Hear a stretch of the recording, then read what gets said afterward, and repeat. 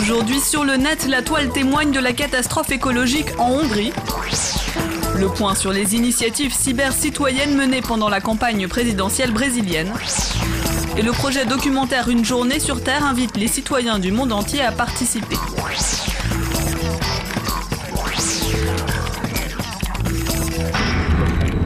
Ces images amateurs ont été filmées en Hongrie. Le pays est confronté à la pire catastrophe écologique de son histoire. Un réservoir d'une usine d'aluminium s'est rompu lundi dans la ville d'Ashka à la suite de fortes intempéries. Plus d'1 million de mètres cubes de boue rouge toxique ont été déversés sur les villages voisins, poussant les autorités à déclarer l'état d'urgence dans le pays.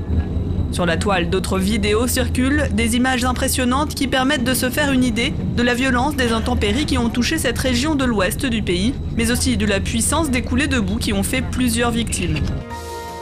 Certains internautes diffusent des photos prises au lendemain du passage du torrent boueux, des clichés qui montrent que rien n'a été épargné par la catastrophe dans les villages avoisinants.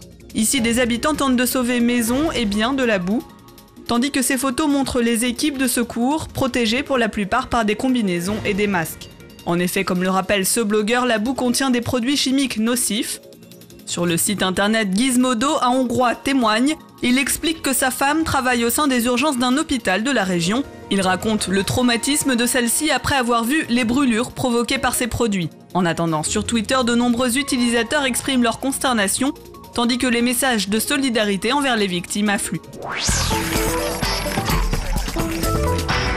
Les élections ne sont pas terminées au Brésil, mais les internautes saluent une campagne où le web a pris une place proéminente. Le point sur une campagne 2.0.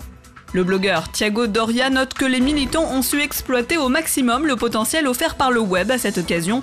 C'est la première fois selon lui que les électeurs ont produit leur propre contenu pendant une campagne concurrençant les médias de masse. Il salue notamment l'apparition de sites qui ont su couvrir l'élection de manière neutre, à l'image du blog Brasil qui n'a pris parti pour aucun candidat, contrairement à plusieurs journaux nationaux. Le site 48 heures démocratie a lui aussi offert une couverture alternative en invitant les internautes à s'exprimer en direct via Twitter ou Skype par exemple. Autre mission que se sont donné les cyber-citoyens, défendre la transparence du processus électoral. Plusieurs sites invitaient ainsi les internautes à dénoncer l'affichage sauvage ou le tractage illégal, des pratiques ayant eu pour effet de salir l'espace urbain. Ce site invitait à salir les affiches des candidats en retour.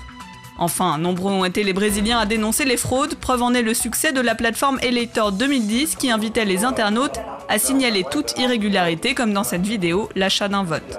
Ces initiatives devraient survivre à l'élection et selon ce blogueur, leur essor devrait notamment encourager les organes de presse brésiliens à se remettre en question et à redéfinir leur relation à un public proactif qui ne se contente plus de recevoir passivement l'information.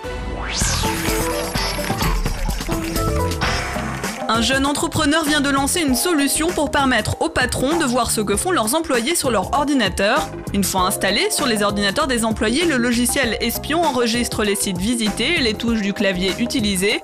Il envoie aussi des alertes dès qu'un mot-clé interdit est employé dans un email. Toujours est-il qu'en France, la législation est très stricte en matière de surveillance des salariés.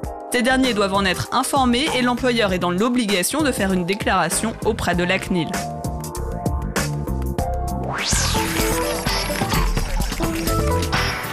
Google surveille les pingouins, le logiciel de cartographie en ligne Street View couvre désormais l'Antarctique. Une étape importante pour Google qui couvre désormais les 7 continents.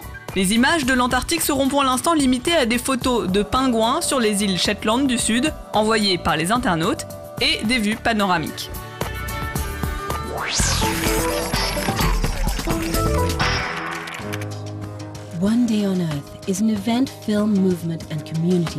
Voici la bande-annonce du projet Une journée sur Terre. Il invite chaque habitant de la planète à filmer le 10 octobre prochain le sujet de son choix.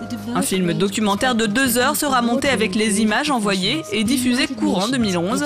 Objectif, illustrer les principaux problèmes sociaux de notre temps et la diversité culturelle de notre monde au cours d'une période de 24 heures. Un projet soutenu par le Programme des Nations Unies pour le développement et de nombreuses ONG. Looking for ideas? Check out our Creative Collaborations page. Join with a cause to create media that can be used to help create a more sustainable planet.